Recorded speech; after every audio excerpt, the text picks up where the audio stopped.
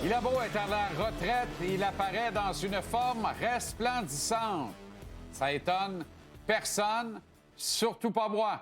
Il est le nouvel ambassadeur de Kraft Hockeyville 2026, le survenant de Sorel-Tracy, Marc-André Fleury. Flower, comment ça va? Très bien, toi-même?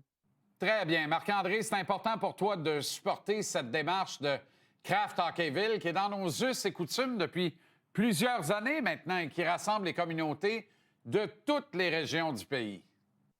Oui, exact. Je pense que maintenant que j'ai un peu plus de temps sur à donner, je crois que c'est un bon programme qui est important, d'avoir la chance de redonner un peu comme ça les petits arénas de communauté.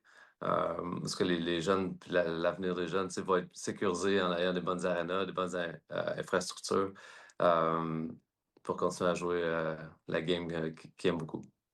Bon, je comprends que le Colisée Cardin de Sorel, mythique et emblématique édifice, s'il en est un, n'a peut-être pas d'emblée une candidature de rêve pour un Kraft Hockeyville, subi quelques cures de rajeunissement récemment encore, mais quand même, ce serait extraordinaire que Sorel et son Colisée Cardin remportent Kraft Hockeyville cette année, non? Oui, pour vrai, j'étais chanceux que le Colisée a toujours été là pour moi. C'est vraiment. Ben, on avait comme trois arénas. Une qui est fermée, mais écoute, d'avoir la chance d'avoir autant d'accès à la glace, de pouvoir aller jouer au hockey chaque semaine, chaque fin de semaine, j'étais vraiment choyé pour ça. Puis je souhaite que les générations futures vont avoir ça aussi. Marc-André, tu es désormais plus éloigné du hockey quotidien de la Ligue nationale. Mais il y a quelque chose qui me dit que tu demeures quand même très renseigné sur les activités des différentes équipes du circuit Bettman. Ouais, ben écoute, j'ai toujours été un fan de hockey aussi, donc ouais, j'essaie de me tenir aux nouvelles de qu'est-ce qui se passe. Puis aussi, j'ai eu la chance d'aller avec le Wild du Minnesota, d'aller voir les matchs puis de discuter un peu avec les dirigeants là-bas. As-tu été surpris de la méga transaction? Ton ami Bill Guérin qui a pris un peu tout le monde par surprise en remportant, avant même qu'il ne soit vraiment lancé, quoique ça l'était quand même, là, mais le derby de l'exceptionnel défenseur Quinn Hughes qui est devenu la propriété du Wild. Avais-tu vu venir celle-là? Oui, je pense qu'on avait entendu parler que Hughes il y avait des chances de pouvoir être échangé, mais je pense pas que le Wild était en tête de liste pour l'acquérir, donc c'était un peu une surprise de ce côté-là, mais tellement un bon échange, je pense, pour l'équipe. Vancouver, ils ont eu des bons jeunes joueurs, puis pour le Wild, d'avoir un gars comme lui établi qui est tellement. Il fait la différence des matchs, fait que c'est un joueur vraiment important pour essayer d'aller loin dans les séries. Dis-moi si c'est pas trop indiscret là, de ma part, mais tu remets les jambières combien de fois par semaine, Marc-André? euh, je les ai pas mis vraiment souvent. Quelques fois, je suis allé pratiquer avec les joueurs blessés du Wild, mais euh, pas plus que ça. Bon, ben là, c'est parce que tu me vois venir de Sorel jusqu'au Minnesota, l'État hockey. Parce qu'il y a énormément de gardiens de but après une carrière, lorsqu'ils remisent leurs jambières, ils le font pour vrai. Hein? Ils ont peine à les remettre, les dites jambières, pour des matchs bénéfices. C'est dire là, comment ça prend des occasions spéciales. Pas de genre à aller jouer dans une ligue de bière 2, 3 fois par semaine en remettant l'équipement complet. On met ça dans le musée personnel, puis ça grouille plus de là. Écoute, il y a tellement eu de rumeurs depuis le début de la saison, à Edmonton notamment. C'est maintenant documenté que tu as eu des approches, Marc-André. Est-ce que tu en as reçu plus que ce que tu ne croyais pouvoir recevoir à l'origine? Oui, écoute, ben juste un appel, déjà, c'est plus que je m'attendais.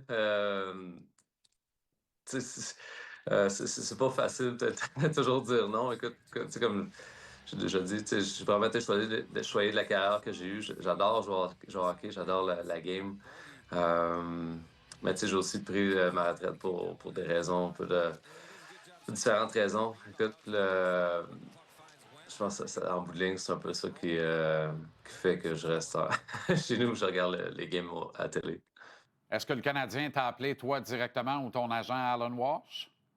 Euh, J'aimerais mieux pas répondre à la question. Par respect pour les équipes et les gardiens.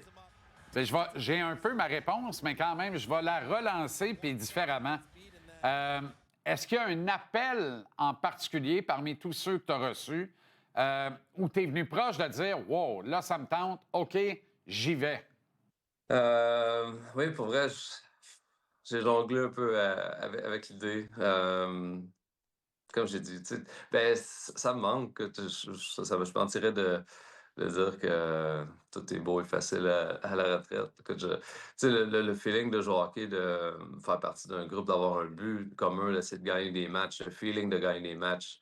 euh, Tu sais, tu retrouves pas ça dans la vie commune de tous les jours. Tu sais. Fait que c'est sûr que ça me manque beaucoup, puis ça me fait réfléchir. Euh, mais tu sais, comme je vis, écoute, je suis pas meilleur que j'étais.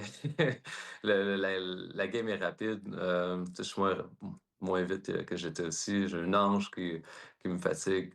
Euh, ouais, écoute, fait que je pense que c'est ça qui fait que je reste chez moi. Oui, puis il y a la famille, évidemment, également, hein, qui a une place prépondérante dans tout processus décisionnel. On s'en est parlé à ton omnium de golf, justement, à Sorel au mois de juin.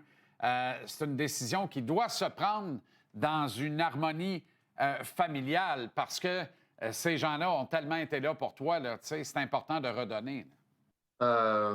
Ben oui, je pense que c'est important aussi. Tu sais, aller jouer pour une équipe, tu sais, c'est un 5-6 mois qu'il faut que dépendamment comment loin tu vas dans les séries, mais que je pars à la maison puis que je laisse les enfants ici. Donc, euh, je pense qu'ils tu sais, ont quand même sacrifié beaucoup pour moi. Je veux pas être. Euh, c'est pas toujours à propos de moi. Tu sais, je pense que le bien-être de la famille est important aussi. Donc, ouais, je vais rester avec eux, les aider dans leur cheminement.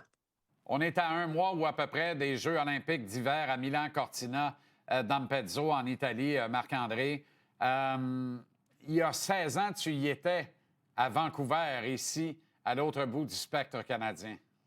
Ouais, j'étais chanceux aussi, c'était à Vancouver. Donc, d'avoir le buzz, le feeling de la ville, c'est le soutien, c'était vraiment spécial. Au match aussi, c'était bruyant, mais tu sais, partout, je sais pas, c'était vraiment une expérience vraiment cool. J'ai pas joué un match, j'étais avec Martin Brodeur puis Roberto Luongo. Euh, puis j'étais content d'être là. J'ai juste passé du temps avec eux, de faire partie de l'équipe, puis de voir ces deux grands vétérans-là aller, c'était vraiment le fun. Oui, c'est vrai ce qu'on raconte que juste d'être là, indépendamment du nombre de départs ou de pas de départ pantoute, mais juste d'être là avec les meilleurs de ta nation contre les meilleurs des autres nations, tu deviens un peu transformé, tu deviens quelque part un meilleur gardien, non? Je pense que oui, juste l'expérience de. Ben, comme je t'ai dit, tu sais, moi, pour ces deux gardiens-là, tu sais, j'étais quand même un fan d'eux. Puis, tu sais, c'est deux gars qui ont beaucoup de succès, beaucoup d'expérience. Puis de voir comment ils font les choses avant les matchs, comment ils se comportent, comment ils sont dans les pratiques, dans les matchs aussi. Ça a vraiment été cool de pouvoir partager ces moments-là avec eux. Ton grand ami Sidney Crosby, il sera encore une fois, et c'est pleinement mérité d'ailleurs, une autre saison exceptionnelle, pourrait marquer 40 buts pour la deuxième fois seulement de sa carrière. Ça, c'est une stat un peu étonnante, mais coller une quatrième saison de suite d'au moins 90 points de récoltés, c'est carrément exceptionnel, Flower. Ouais, pour vrai, c'est fun à voir aller. On dirait que c'est pas surprenant non plus. C'est même un gars euh, je sais pas, c'est un bon leader, mais tu sais, qui pratique fort, qui travaille fort. Ouais, il a tellement aussi le désir de gagner dans tout ce qu'il fait, puis euh, c'est fun à voir aller. Bon, je sais que tu es au Minnesota, que tu t'entraînes, comme tu nous l'as dit plus tôt dans l'entretien, à quelques reprises avec les réservistes du Wild.